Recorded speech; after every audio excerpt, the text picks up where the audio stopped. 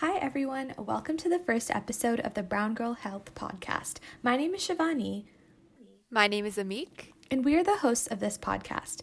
I would like to encourage you all to join the Brown Girl Health community by following us on Instagram and Twitter and subscribing to our YouTube channel. Our Instagram handle is at brown.girl.health and our Twitter handle is at bghhealth_. Both our Instagram and Twitter are linked in the descriptions, and we really hope you'll join. In today's episode, Shivani and I will be talking to Raaga, a first-year medical student at Rutgers Robert Wood Johnson Medical School. Hi, Raaga. Welcome to our podcast, and we're so happy to have you here on as our first guest speaker. I'll let you go ahead and briefly introduce yourself to our listeners. Thank you so much. I'm honored to be your first guest on your podcast, and I just want to say that I love your Instagram page, and I highly encourage everyone to subscribe and follow. Hi everyone, my name's Raaga. I'm a first-year medical student at Rutgers Robert Wood Johnson Medical School. I went to Rutgers for undergrad, and a little bit about me. I've known I wanted to do medicine ever since I was in middle school, I want to say, and I love to dance and write. And I also have my own Instagram page that I guess I'll plug in right now called @FutureDocDiary, which is where I'm sharing and recording my med school journey. So if any of you are interested in that, please go follow. Okay, thank you so much for your introduction. We're so happy to have you on our podcast. So I heard that you recently got the first dose of the COVID-19 vaccine, and I was hoping that you could share a little bit more about the selection process in your state for this vaccine and just your overall experience. Yeah, sure. So there is a website, I believe it's called COVID Vaccine.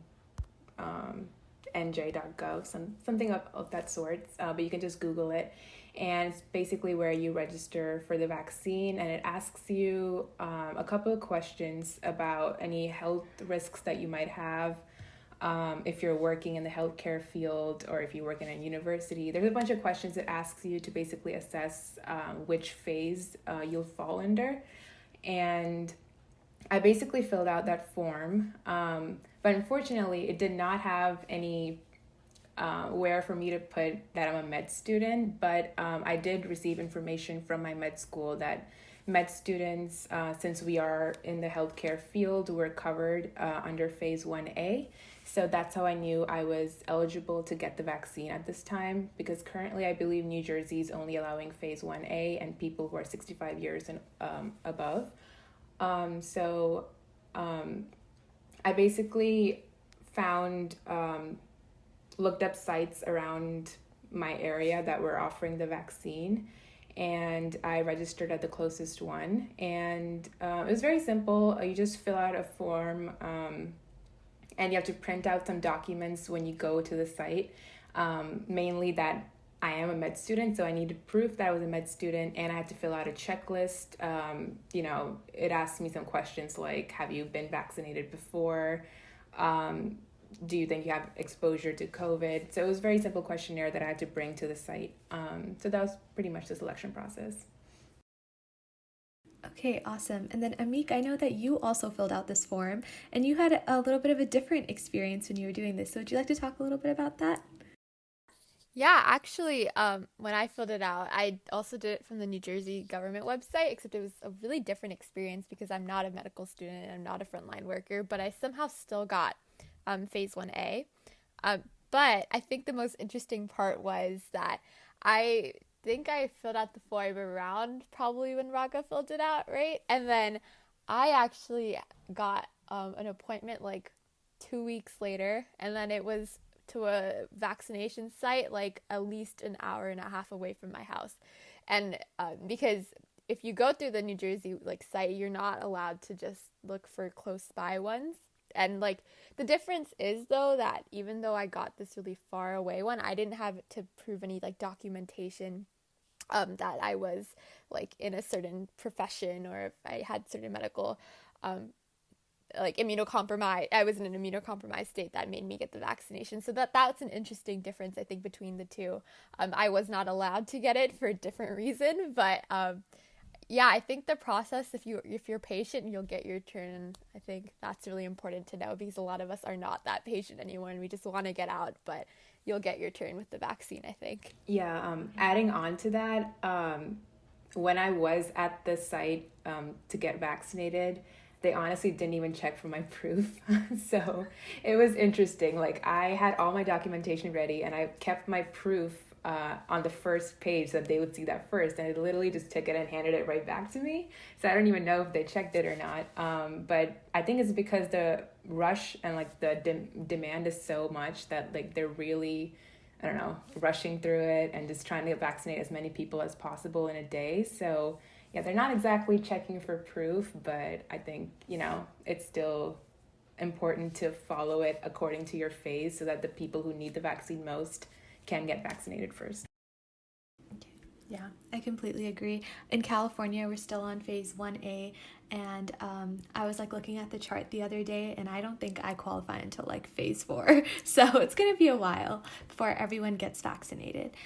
So talking about your experience specifically, so we heard that some people have had no side effects after receiving the vaccine, while others have gotten sick or had like different side effects. So, how was your experience during the whole process, and did you have any symptoms after receiving the vaccine? Yeah, so basically, I debated for a long time if I wanted to get the vaccine in the first place, just because I was hearing so many stories about like the side effects that people were experiencing, and just because this is such a new vaccine, and I wanted to wait a little bit before people got vaccinated and then make my decision, which is kind of ironic considering I'm a med student. I'm supposed to be like, oh, I trust the science, and I definitely did, but sometimes I feel like we're all in that same sort of boat where we trust the research, we trust the science, but at the same time this is a new vaccine, so everyone's a little bit hesitant to get it.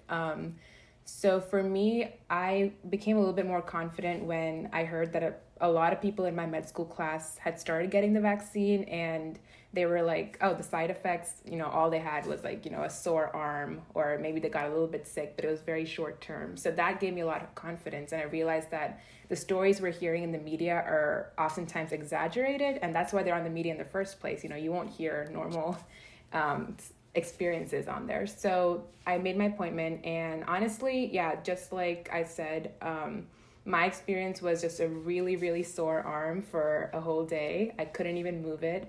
And I remember getting chills for 1 to 2 hours the day of.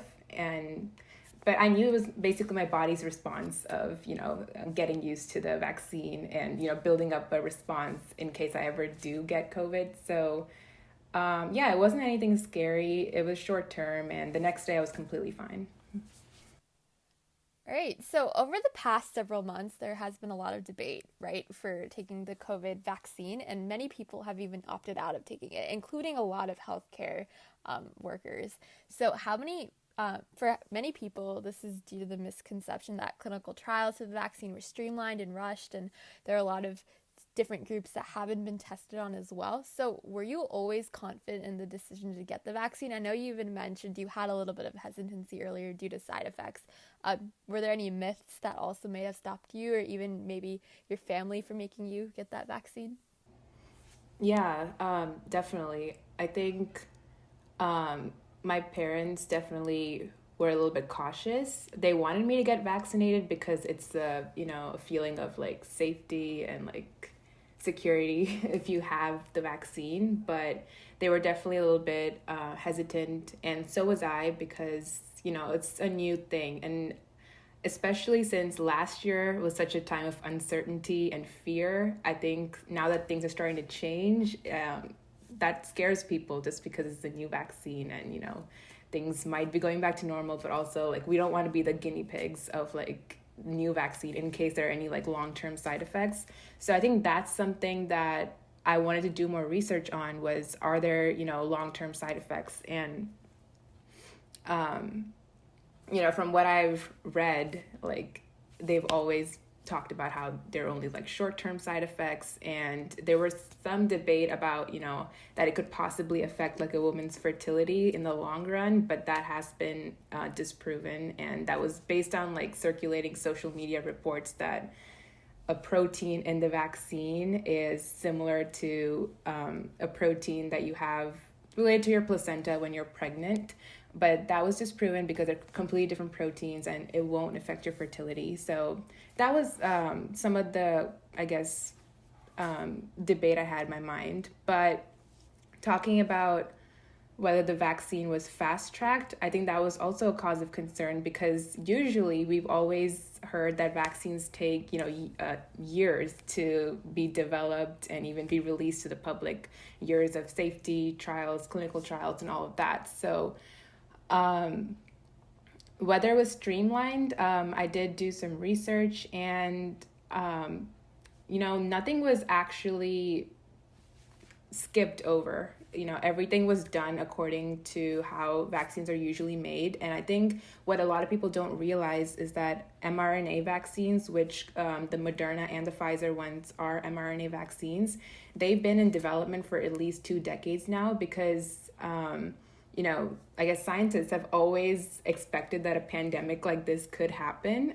So they've been working on an mRNA vaccine for a very long time, because they knew that something like this could come about. And some of the other reasons why it might seem really fast is because of COVID and the number of people that were, getting the virus and everything, it was very easy to find study volunteers for the trials.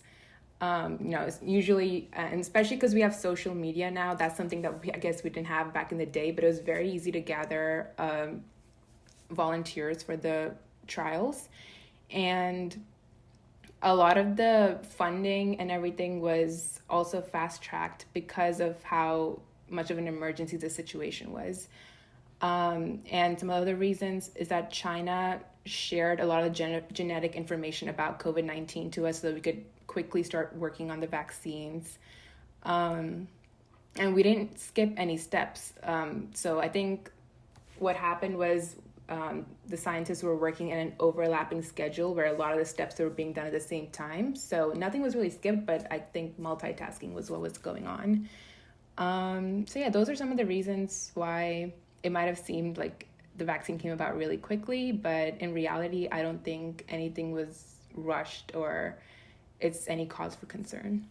Just to add on to that, I know you touched a little bit upon like infertility and that potential like aspect of the COVID vaccine. I think something else that's been said for a while in the media is how the vaccine wasn't tested on pregnant women in that age group. So there's no sort of evidence if the vaccine can affect conceiving or the baby, I guess, when someone is pregnant as well. So I think it's just really interesting to point out that like a lot of medical schools, including the University of Michigan, claim that there's no specific safety information about the COVID-19 vaccine in pregnancy, because though they were not included in the early studies, there is still a lot of benefit for pregnant women to take this vaccine, and it's greater than the risks of not. So not getting it is a greater risk than getting it. So I think that's just really important to note as well, to add that on to this topic.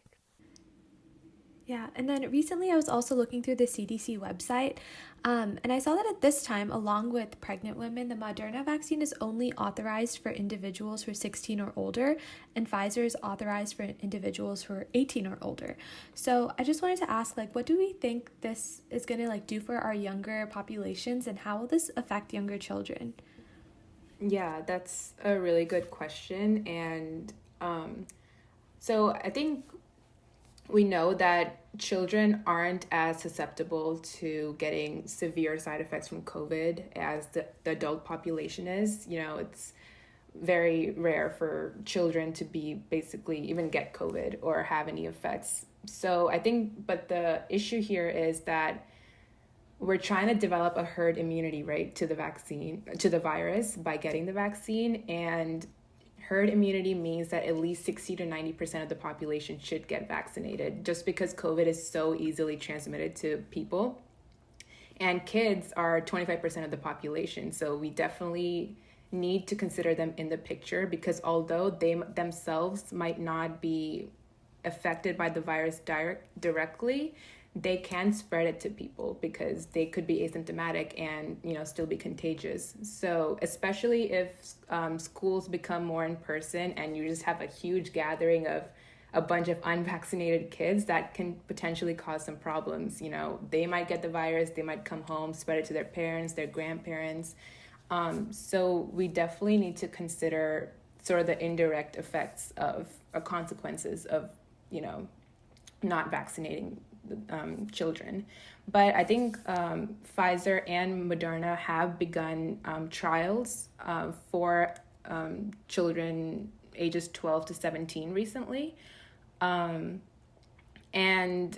it's going a little bit slower than the adult vaccine did, just because it's harder to get volunteers for the children population, because I'm sure parents are hesitant to even, vaccinate their kids just so early. And the FDA wants to take it slower, review the safety data even more, because, we are talking about vaccinating children, and every age group sort of reacts differently to vaccines. So I think it's going to be a while before the vaccine is available to children, but they definitely should get vaccinated because they're such a huge part of the population. Yeah, I completely agree. And then also we're seeing that in all 50 states, we're starting to have these like mass vaccination sites open up, which is streamlining the process and making sure that as many people are vaccinated in a smaller amount of time as possible. But this also means that we're quickly running out of vaccine supplies. So what are your thoughts about this? And have you heard anything about how the new administration plans to tackle this problem with restocking their supplies in a timely manner?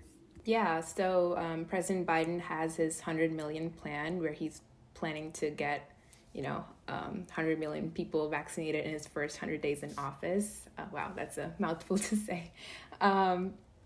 But I think, yeah, so we are hearing that a lot of states are running low on their supply. And statistically, they're vaccinating about 1 million people every day right now. And we vaccinated a little bit less than 20 million people in the country. And the problem is, it's very easy to be like, oh, why don't we just, buy more vaccine, or why don't we just, increase the supply, or, it seems like it shouldn't be that hard. But the problem is, even if we order more vaccine, it takes a while to be delivered. So currently the US has purchased 200 million doses of the Pfizer vaccine and 200 million from Moderna, but the complete delivery won't happen until the middle of the year. So even if we place more orders now, it won't come until later in the year. So that is a potential problem. So the Biden administration is they have claimed that they're doing everything they can to fast track this and complete their goal. So some of the talks was to give a smaller dose of the vaccine instead of the current dose that they're giving right now, but there isn't evidence to support that will be as effective as giving the original amount of dose. And another thing is currently Pfizer requires, so suppose you place a single order of the Pfizer vaccine or whatever, they require you to buy at least 975 doses for one shipment, basically. And Moderna is a little bit better because they only require 100 doses per shipment. So I think they're talking about reducing the minimum shipment dose so that it becomes a little bit faster to deliver the vaccine.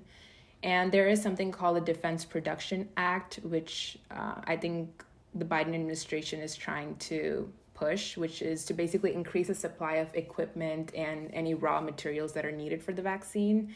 But they don't know how effective this will be, considering they're already doing the best they can to increase the supply. But there is a little bit of hope because Johnson & Johnson is coming out with their own vaccine, which one dose instead of 2 doses. So, and that's expected to be around by February, I believe. So that will definitely, help vaccinate more people. And there are some other vaccines that are also being tested. So I think it is likely that his plan will be fulfilled, I guess. And they're expecting that by the summer, like 260 million Americans should be vaccinated, which is basically the whole country. So I don't know. I guess we are hopeful, even though things seem tough right now, but like the deliveries will definitely be made later on. So I'm optimistic. So we asked our followers to send in their questions about the COVID-19 vaccine, and I have a few here that we can discuss. To start off, there has been a lot of debate between Moderna and Pfizer. So based off of current research, is there one that's significantly better than the other? Honestly, they're pretty much equal in terms of, the number of doses that you need, which is 2 for both. The side effects that you experience from either one is almost the same, which is, soreness in the arm, fatigue, fever, maybe chills. It really depends on the person. And the effectiveness, again, is we really don't know for either one, because obviously you will be protected for an X amount of time, which we don't know yet. We have to wait because we don't know yet whether this is a type of vaccine that will be a yearly thing, because it can mutate, like the flu shot, for example. So we really don't know about the effectiveness, but we do know that you need 2 doses currently. And for the Moderna, you need to wait 28 days between each dose, and for the Pfizer, it's 21 days. Another difference, which makes Moderna a little bit easier to store and use, is that it can be stored at lower temperatures. Well, no, Pfizer needs to be stored at a lower temperature, which is negative 95, I want to say, degrees Fahrenheit, whereas Moderna can be stored at negative 4 degrees. So it's a little bit easier even to like put in a fridge and it'll last longer, whereas Pfizer you need to be a little bit more careful with. And both vaccines have now started testing in children, as we talked about. So honestly, like I would say you could get either one. In terms of effectiveness, I think in their study groups, they found that the Moderna one was 94% effective, whereas Pfizer was 95%. But that really just depends on their individual studies. So I would just say, choose whatever is available to you, because both will offer protection against the virus. And just a quick follow-up, did you have a choice when you were getting your vaccine, choosing between Moderna and Pfizer, and which one did you end up getting? So I got the Moderna vaccine, and no, I did not have a choice. And I honestly didn't even know when I was making the appointment which one I was going to get. It wasn't until I was filling out the forms that I needed for my appointment when I read that it was a Moderna vaccine. But yeah, no, I didn't have a choice, and I didn't really mind which one I was going to get. That's great. I think something that's really interesting for me is something that I've noticed a lot in my community, or at least with my parents, is a push to take the Johnson & Johnson vaccine, which is not as heard of. So I guess a little bit about that as well, if anyone's been interested in learning about that vaccine, though it's not even out yet. There's still a little bit more of push towards that just because it's a single shot. So the vaccine, I guess, will be a lot more streamlined in that sense. And it's not an mRNA-based vaccine. I know Raaga just mentioned like a few minutes ago about how there has been decades of research for mRNA vaccines, but there's also adenovirus ones, if I'm pronouncing that correctly, which also has decades of research. So there's also a push towards that. But yeah, the Johnson & Johnson vaccine probably won't even be out till February. So unfortunate for me, I cannot take it until then. But yeah, no, that makes sense, because I feel like Johnson & Johnson is a very well-known company. So I think it makes sense that a lot of people would be more trusting to take that vaccine. That makes sense. Yeah, I think Moderna is known to be is a lesser known company, I think, of all three, and Pfizer is still up there. So yeah, those are interesting things to keep in mind as well.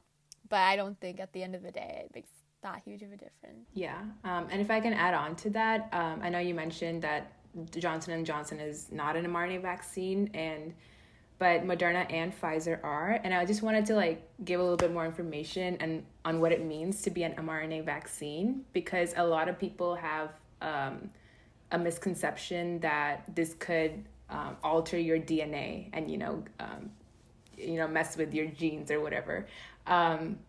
So I do want to clarify that an mRNA vaccine does enter your cells, but it doesn't enter the nucleus of the cell, which is where, your DNA would be.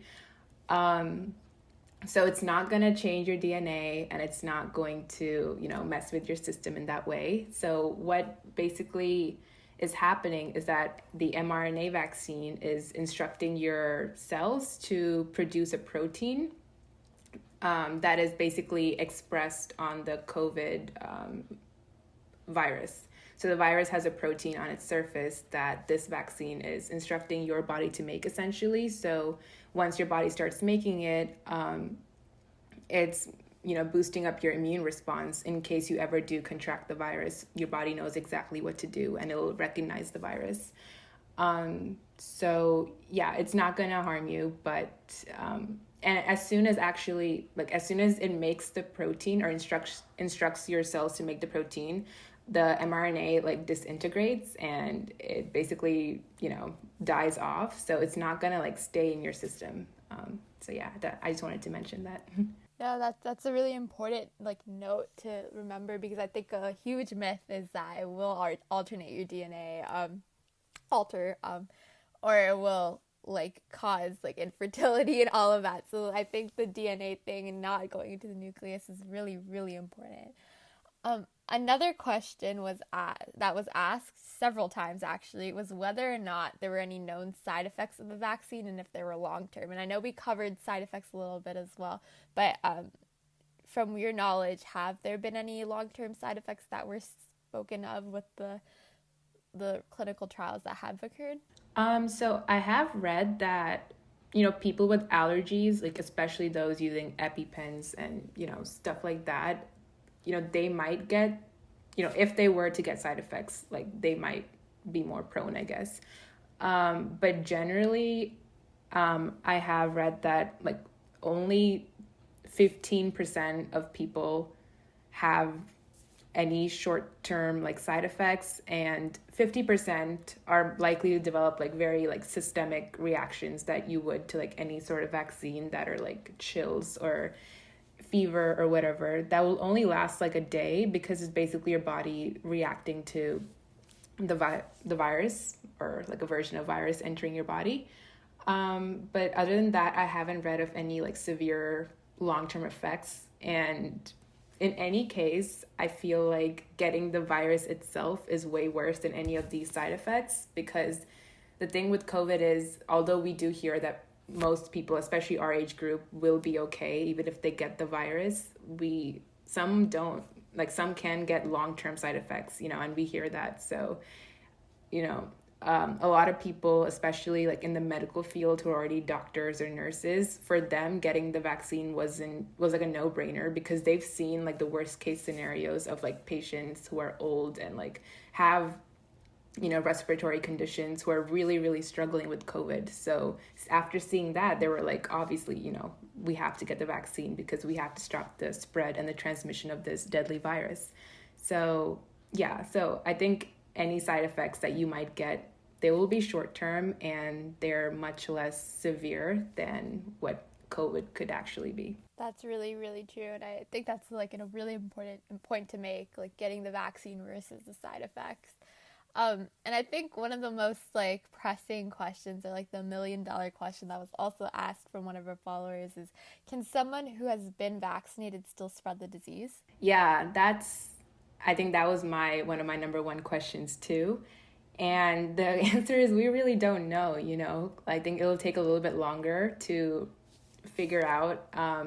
But I think it is possible, because basically what the vaccine is doing is, it won't stop you from getting the virus, right? Like you could still get the virus, but what it's stopping is the virus replicating in your body, and it's preventing you from getting an adverse reaction to the virus. So you won't, get full-fledged like COVID symptoms. You might get the virus, but you'll be asymptomatic. But that could still mean you're contagious and you might spread it to other people. So that's where, herd immunity comes in, because if you get the virus, you might be able to spread it. So you want to make sure everyone around you is also vaccinated so that, they're not spreading it to people and getting COVID. And so I guess for everyone who has gotten the vaccine, it's still important that we're making sure that we're social distancing and wearing our masks, because we still don't know if this could react when we're around other people and whether or not we can spread it. So just to all our listeners, make sure you're wearing your mask and social distancing. And our followers were also wondering if we think that this vaccine is going to make everything better. And I know that can be a little bit of a stretch just because we're not really sure yet, but I just wanted to see what you thought about this. Ideally, I think that's what we all want to believe, but I think it's like every other virus or even the flu. It's not something that ever permanently goes away. So, and that's what I have been reading is, COVID, like this vaccine just won't make COVID completely disappear. Like I think it'll still be there in years to come. But, as long as we're safe and we make sure to get vaccinated, I think the spread of transmission and like how severely it's affecting our lives, it will all, be reduced and things will start to go back to normal. So yeah, I think it's still important that we, currently we wear masks, as you said, and we social distance and we do our part, because I think until we develop that herd immunity and a good chunk of the population is vaccinated, things will still be a little bit, different for the time being. And finally, should people who have already had COVID still get the vaccine? Yeah, that's a good question. And so basically, if you have had COVID, you develop what's called a natural immunity to the virus. But what we don't know is if that immunity will last a good amount of time. We don't know how long that lasts. And so it is suggested that you do still get vaccinated, but you shouldn't get vaccinated, if you have COVID or currently, or if you're quarantining, if you believe you have had exposure, you should wait. I think they say it's 90 days, but I might be wrong on that. But you should wait until you don't have COVID anymore, and you should still get vaccinated because that natural immunity might not be enough. Thank you so much, Raaga, for giving us such valuable insights on the COVID-19 vaccine. And if you haven't checked out her Instagram already, go follow @FutureDocDiary and follow her through her medical school journey. I have to say, your posts are absolutely amazing. And if you haven't followed her already, you should go check that page out. And in general, thank you for tuning in to our first Brown Girl Health podcast, and keep up with us by following us on Instagram and Twitter and subscribing to our YouTube channel. Our Instagram handle is brown.girl.health and our Twitter handle is @bghealth_. See you next time.